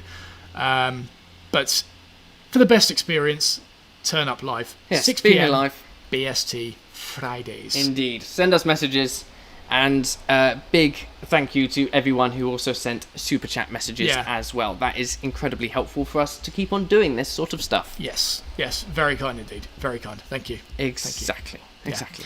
Right. Alrighty. Shall we wrap it up there? Yeah, have a smashing weekend, everyone. Indeed. And we will see you next week. Or, in fact, look out for the new video coming out this weekend, hopefully.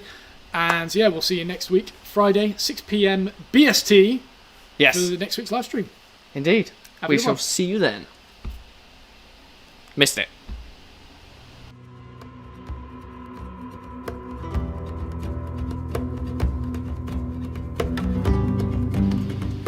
Thank you, Tim Scott, for the £3.99 cider fund. Thank you very much. Thank you. And I promise I will read out every super chat while the outro still goes, and I'll reset it every time.